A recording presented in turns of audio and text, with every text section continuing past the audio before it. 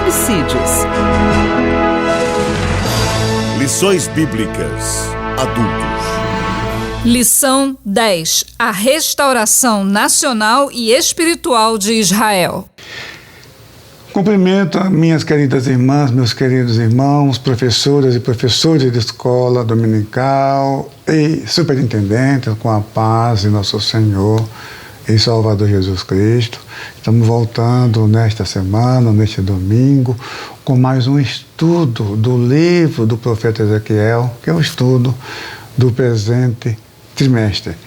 E nós estudamos na semana passada, eu creio que vocês perceberam que não estamos seguindo a sequência, porque a invasão de Gog à terra de Israel e a sua derrota de Gog e os seus aliados, essas coisas vão acontecer, é uma profecia escatológica, é uma escatologia para o fim dos tempos. Isso não aconteceu no período do próprio profeta, nem no Antigo Testamento, nem no período do Novo Testamento. Então, e a linguagem e o contexto mostram realmente que se trata de uma profecia para um tempo distante, para o fim dos tempos.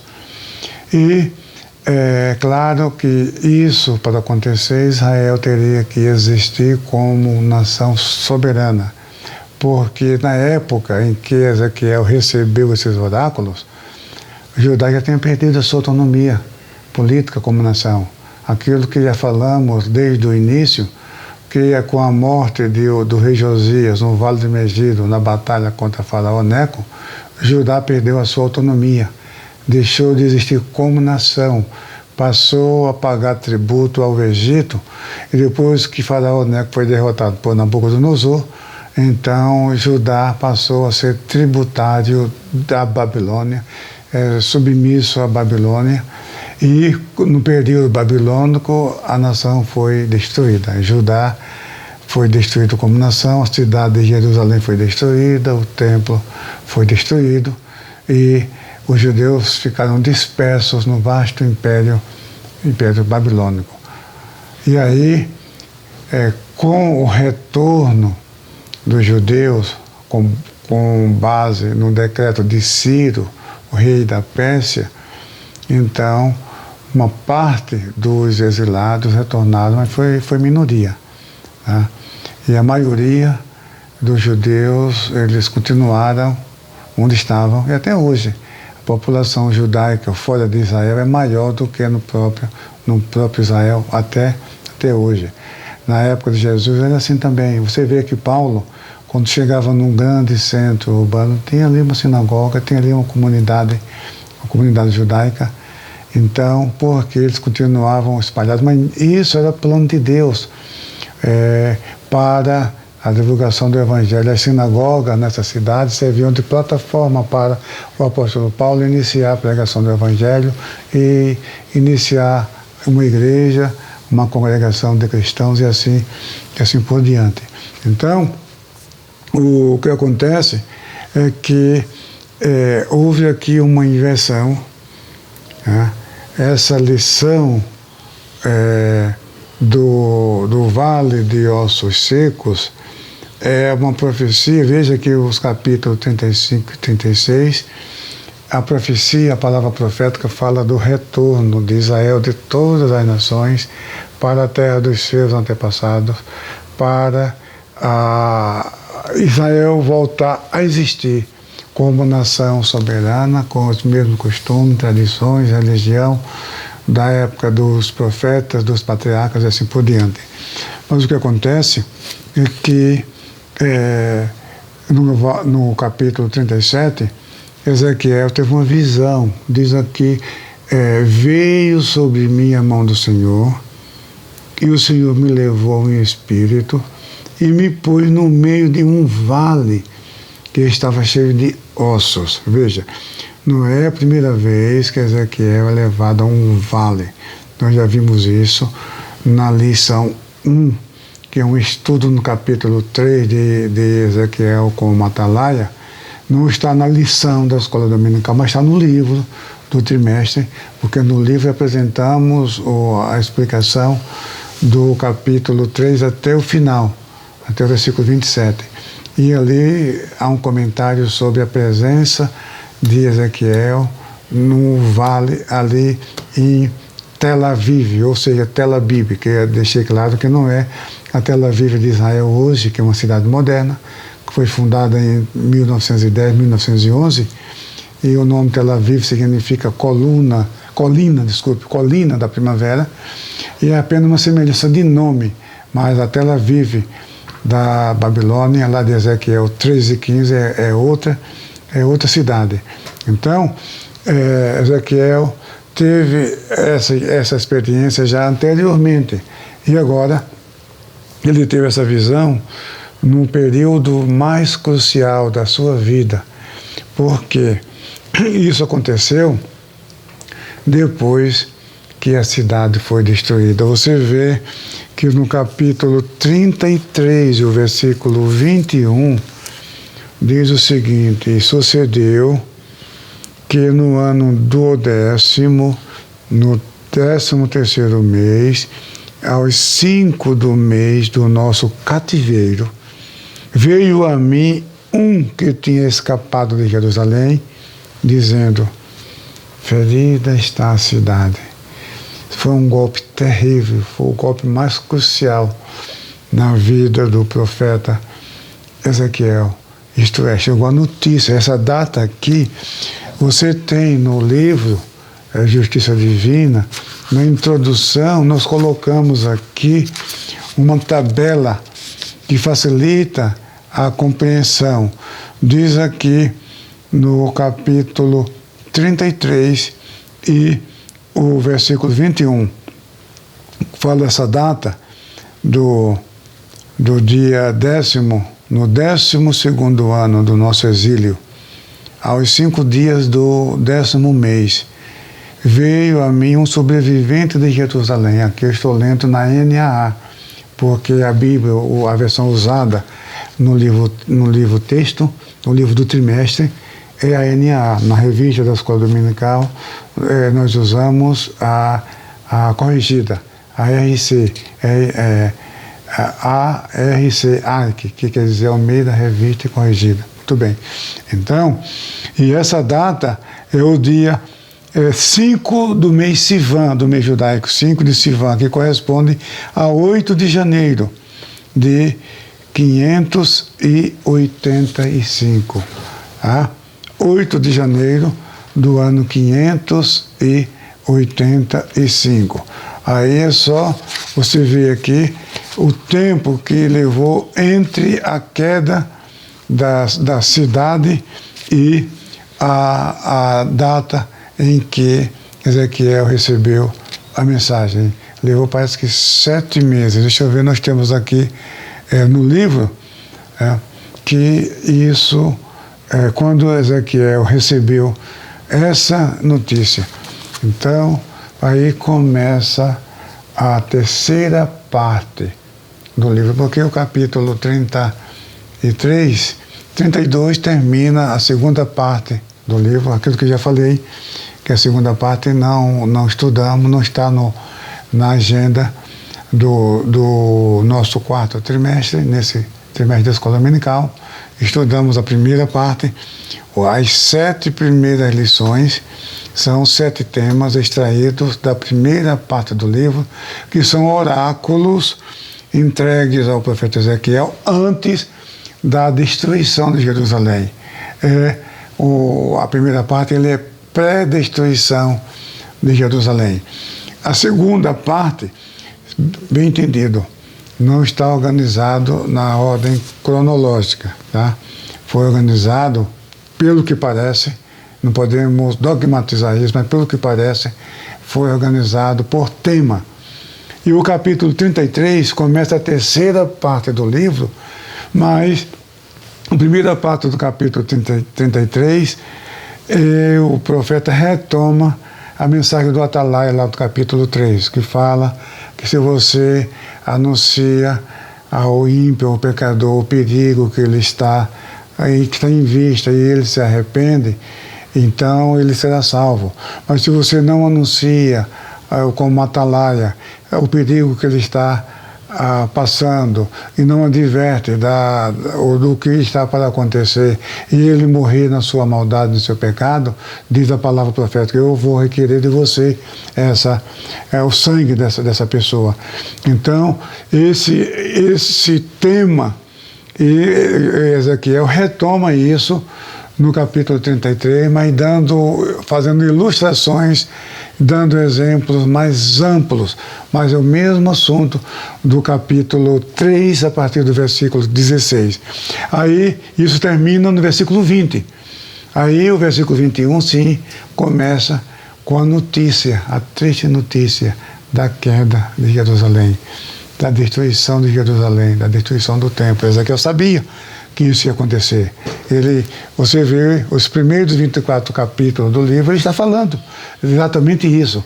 Mas agora, aquilo que era uma palavra profética, agora era um fato. A cidade foi destruída. Então, um sobrevivente trouxe essa notícia para Ezequiel. A cidade caiu, foi destruída. E agora? Os judeus dispersos pelas nações, no vasto império babilônico. A tristeza e a angústia na alma do povo. Olha, essa passagem, esse capítulo 37, na verdade ele está dividido em duas partes. A primeira parte do Vale de Ossos Secos, uma visão que representa a nação de Israel, dispersa pelas nações, no cativeiro. Isso o próprio Deus explica, nós vamos ver no versículo 11. E a segunda parte é uma profecia que fala da reunificação de Israel, porque até então Israel estava dividido em dois reinos: o reino do norte, aí 10 tribos do norte, que aparecem no livro dos reis e no livro das crônicas, e nos profetas como Oséias e Amós, que chamam de Israel. Israel, nesse contexto, é uma referência às 10 tribos do norte e a capital Samaria. E Judá é o reino do sul, a capital Jerusalém. Eram 2 reinos, mas era o mesmo povo, descendente de Abraão, Isaac e Jacó. Era o reino de Israel, o reino unido de Davi e Salomão, que foi dividido em 2. Né? Então, o profeta Oséias, no capítulo 1, anuncia ali, quando apresenta a ilustração do casamento de Oséias com a prostituta Gomé, então diz que o reino de Israel foi extinto ali, com o nascimento do filho do profeta Oséias. Mas no versículo 11, a palavra profética fala da reunificação, que não serão mais 2 reinos, mas um só reino. Quer dizer, a casa de Judá e a casa de Israel. Israel também é chamado em Oséias de Efraim, porque a tribo de Efraim foi quem mais se destacou por ocasião da divisão do reino, na época de Roboão, filho de Salomão. Muito bem. Agora aqui no capítulo 37, primeira parte, que é o título da lição 10, que é a restauração nacional e espiritual de Israel. Isso até o versículo 14. Do versículo 15 até o final, aí fala da reunificação da casa de Judá e a casa de Israel, e às vezes chamado casa de José. Então, é uma profecia escatológica para o fim dos tempos, para um tempo distante, mas fala da restauração de Israel. Então, Ezequiel recebeu essa notícia. A cidade caiu. Então isso trouxe uma tristeza profunda, não somente no profeta Oséias, como também nos judeus que foram levados dispersos para as nações. Então, foi nessa ocasião que o Espírito Santo levou Ezequiel para um vale de ossos secos. Ele fala que eram sequíssimos, ele falou que eram numerosos, e Deus falou para ele: filho do homem, esses ossos podem viver? Ezequiel disse, tu sabes. Claro que Ezequiel sabia. Por que Ezequiel respondeu dessa forma, não sabemos, não sei. Pode ser que alguém tenha uma explicação. Mas é possível, talvez, que ele quisesse que Deus, próprio Deus, falasse. O próprio Deus falasse da possibilidade desses ossos reviverem. Ele falou, Senhor, tu sabes. Aí Deus falou, olha, profetiza sobre esses ossos, para que nasçam tendões, e sobre os tendões carne, sobre carne pele, e formado o corpo, sopra o espírito, para que eles vivam. Então, na primeira parte desse oráculo, Deus dá a ordem explicando o que o profeta devia fazer. Aí em seguida, vem a descrição de que o profeta seguiu as instruções exatamente como Deus falou com ele. Ele profetizou, mandou que surgissem os tendões, que viesse carne sobre os ossos, que viesse pele e que viesse o espírito. E diz que aqueles ossos se colocaram de pé e formou um grande exército. Um grande exército. Então, houve a ressurreição daqueles ossos, daquele vale. O interessante, que é bom nunca perder de vista, que essa é a passagem do livro de Ezequiel que é mais conhecida. Todos os judeus conhecem essa passagem. Você tem uma ideia? Quando os arqueólogos descobriram as ruínas da fortaleza de Massada, no deserto de Judá, na região do Mar Morto, um trabalho dirigido pelo arqueólogo israelense Gael Yadim, e Gael Yadim conduziu os arqueólogos, os trabalhos arqueológicos ali naquele topo de Massada, na região do Mar Morto, e ali foi encontrado na biblioteca, nas ruínas da sinagoga que havia ali, essa parte de Ezequiel. Justamente o texto do Vale de Ossos Secos, eles encontraram ali na Genizá, na ruína da Genizá. O que é Genizá? A Genizá era uma espécie de depósito de livro nas sinagogas, porque quando o livro, depois de muito tempo de uso, e os copistas transcreviam aquele texto, então aquele texto que serviu de matriz, que em alemão se chama Vorlage, Vorlage seria o texto que serviu de matriz para copiar o texto. Então, aquele texto não era mais kosher, não era mais kosher, então era colocado nesse depósito de livro, que se chama Genizá. Então, foi encontrada a ruína da sinagoga, e nessa sinagoga tem uma Genizá, e nessa Genizá foi encontrado justamente esse texto do Vale de Ossos Secos, é conhecido. Toda vez que eu vou a Israel, já estive lá 10 vezes. 10 vezes visitei Israel. Eu não vi uma vez sequer que o guia não mencione essa profecia do Vale de Ossos Secos. Interessante. É um texto muito, muito importante, e principalmente para o estudo de hoje, porque isso sinaliza a proximidade da vinda de Cristo. A vinda de Jesus está próxima, porque esse texto fala da restauração de Israel. Agora, o que chama a atenção, que é importante, é que você enfatize isso na escola dominical para os seus alunos e suas alunas, é que o que diz o versículo 11, diz o seguinte: então, isso está no texto, leitura bíblica em classe. Então me disse, filho do homem, estes ossos são toda a casa de Israel.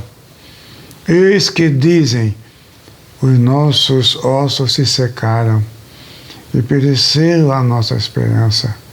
Nós estamos cortados. Isso é uma das expressões mais cruciais para o povo de Israel, para o povo judeu. Você imagina uma nação se extinta, sabe? Você acordar de manhã e ter notícia que não existe mais o seu país. Você não é mais um cidadão, você é um pária, você não tem um governo, você não tem os direitos, sabe? Isso é traumático, isso é um trauma.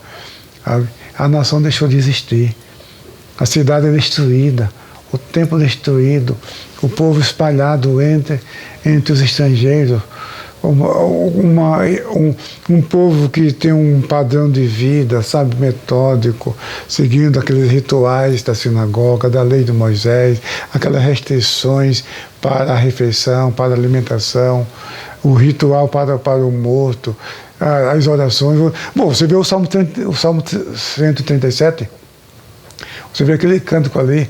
No rio de Babilônia nós assentamos, penduramos as nossas harpas nos salgueiros, e aquele que nos levaram em cativeiro diziam: cantai um dos cânticos de Sião. Como podemos cantar o canto do Senhor em terra estranha, né? Então, como apegue-se a minha língua, olha, esqueça a minha destra, a sua destreza. Apegue-se a minha língua ao paladar, se não preferir Jerusalém, a minha maior alegria. Quer dizer, que fique a minha mão direita boba como a mão esquerda. Que minha língua se apegue ao paladar e eu não possa falar. Se realmente Jerusalém não for a minha maior alegria.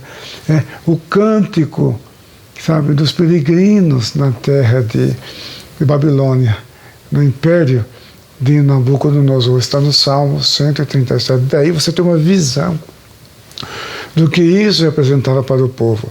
E aqui no versículo 11, olha, diz: os nossos ossos se secaram e pereceu a nossa esperança. Nós estamos cortados, sabe? Era o fim, a nação aniquilada, a nação simplesmente deixou de existir. Isso não é brincadeira, isso é uma coisa terrível. E Ezequiel era um nacionalista. Assim como Jeremias, ele amava o seu povo. Tá? Então, foi num momento desse, de angústia, de desespero, de trauma. Tá? Deus, que é rico em misericórdia, aquele que fez a ferida, ele mesmo a curará. Está lá no profeta Oséias, capítulo 6, versículo 3. Ele que abriu a ferida, versículo 2, ele mesmo vai curar. Então, ele que usou Nabucodonosor como chicote para açoitar o seu povo por causa da apostasia generalizada, por causa da sua rebelião, esse acúmulo ao longo dos séculos, chegou o momento. Esse povo precisava de uma lição, precisava de uma purificação no exterior, aprender a experiência, o que é conviver no meio de um povo pagão, sabe? Enfrentar todo tipo de restrição. Então, Deus, aí levou Ezequiel, o vale, olha, Ezequiel, esse vale aqui, sabe, representa a casa de Israel. Ele diz aqui, no versículo 11, então me disse: filho do homem, esses ossos são toda a casa de Israel. Quer dizer, a dispersão dos judeus, não somente na época, não somente a primeira diáspora, porque Israel foi submissa a duas diásporas, duas dispersões. Essa foi a primeira, junto com a dispersão pelos assírios, e a segunda foi a do ano 70, com a destruição do templo de Jerusalém, pelos romanos. E ali foi a segunda diáspora, a segunda dispersão por todas as nações. Agora não se restringia mais a Babilônia, mas a Roma e toda a Europa. Então, Deus prometeu: olha, eu vou trazer você de volta. Tá? Então, essa dispersão, o meu povo, espalhado por todos os lugares, tá? Esse vale de osso seco representa isso. E, na verdade, são vocês mesmos que estão dizendo, ó, eles estão dizendo o seguinte: olha que os nossos ossos se secaram. Aí Deus mostrou exatamente um vale de ossos secos. Nossos ossos se secaram. Pereceu a nossa esperança. Como que ele podia ter uma centelha de esperança, uma vez que viu o povo espalhado como escravo por todas as nações, a cidade destruída, a nação deixou de existir? Humanamente isso era impossível.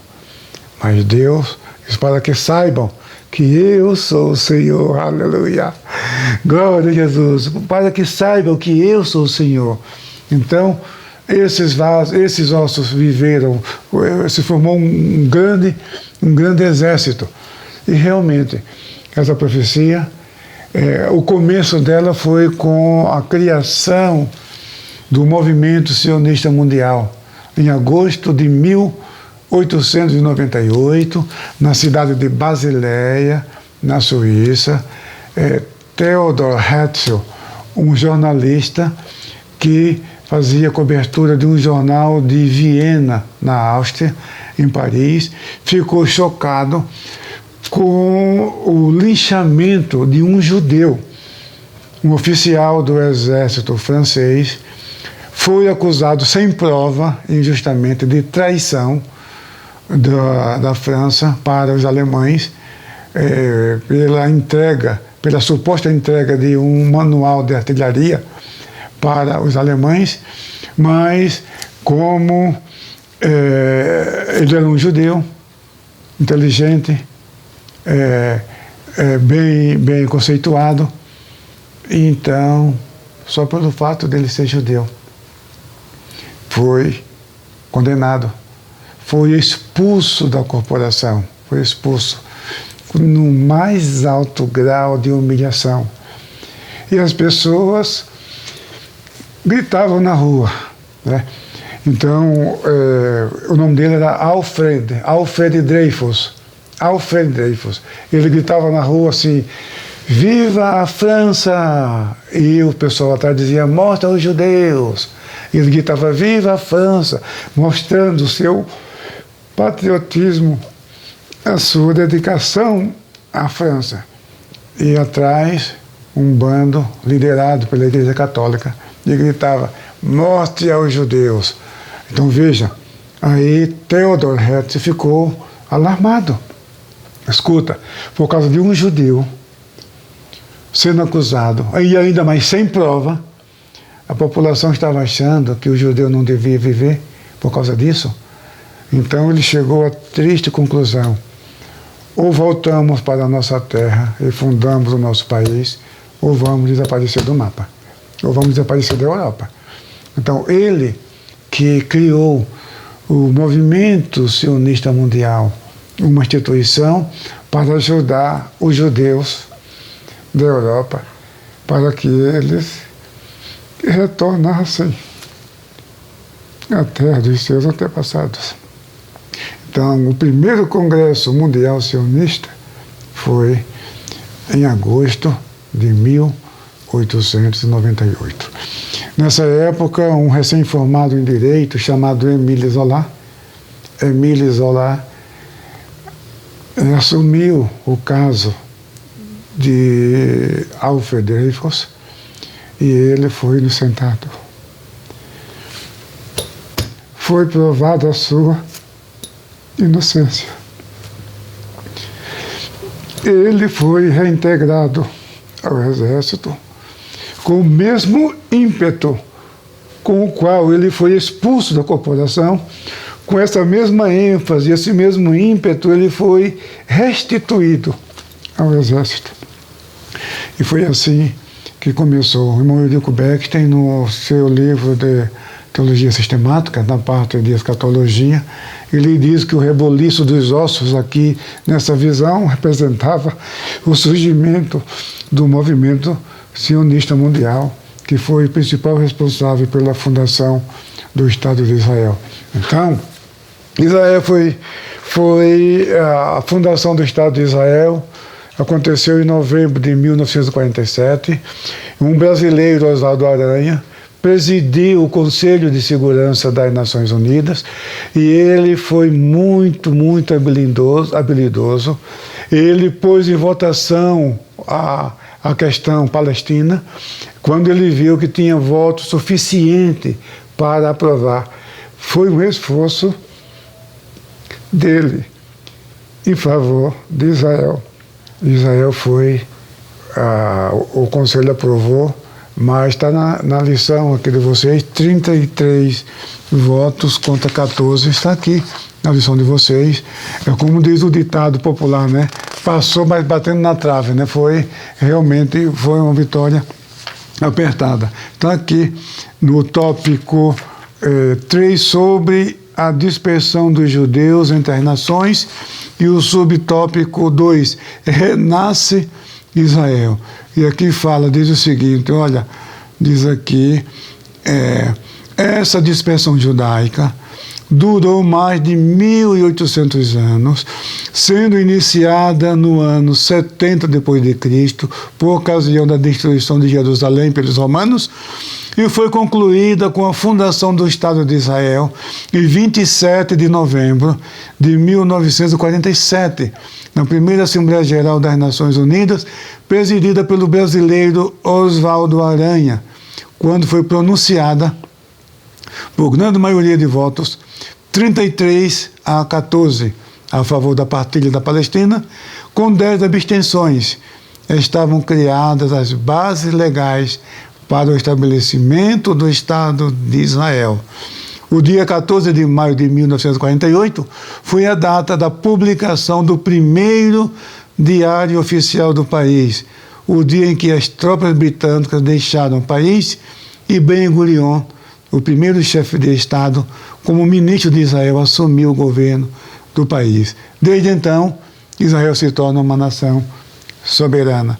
Interessante explicar essa questão das tropas britânicas, porque em 1917, os britânicos aprovaram a chamada Declaração Balfour, que Haim Vatisma, um cientista judeu, cedeu graciosamente para o Ministério da Munição britânico uma fórmula de acetona muito útil para esse ministério. Em troca, a Inglaterra aprovou a chamada Declaração Balfour, que declara a Palestina lar nacional do judeu. Mas vem que não fala de país, de nação, fala de lar nacional. Foi um truque. Só que os judeus só descobriram isso depois. Um truque, um lar nacional para os judeus. Então, com o fim da Primeira Guerra, em 1918, foi criada a chamada Liga das Nações, e aquela região foi entregue aos britânicos, até a criação das Nações Unidas, depois da Segunda Guerra. Então, durante esse período, a região estava sob o domínio dos britânicos. Se você vê o filme, muito importante, chamado Êxodos, com base na obra de Leon Uris, e até a música, a trilha sonora, nós cantamos na igreja, que se chama Êxodos. Muito bonita a melodia, a música, e é um hino que nós cantamos na igreja. E o filme é muito, muito importante, que é o nome de um navio chamado Êxodos, que estava para zarpar na Europa com destino à Terra Santa, a Terra Prometida, e o governo de Sua Majestade Britânica estava ainda pondo empecilho. É um filme interessante, é longa-metragem, 3 horas e meia de produção, mas vale a pena. Aí você vê o que aconteceu em Israel o filme termina com a votação do Conselho de Segurança das Nações Unidas sobre a partilha da Palestina em 2 estados, o Estado palestino judeu, no lado ocidental do Rio Jordão, e o Estado palestino árabe, no lado oriental do Rio Jordão. Só que os palestinos recusaram a proposta, mas os judeus aceitaram, e hoje Israel está aí. Então, a profecia, a visão do vale de ossos secos se cumpriu, está se cumprindo ainda hoje. Só que falta ainda uma parte, que fala que precisa o vento soprar. A restauração nacional já se cumpriu, está aí. Agora falta a restauração espiritual. E sabe quando isso vai acontecer? Na vinda de Jesus Cristo, quando todo Israel reconhecer que Jesus Cristo é o Messias de Israel.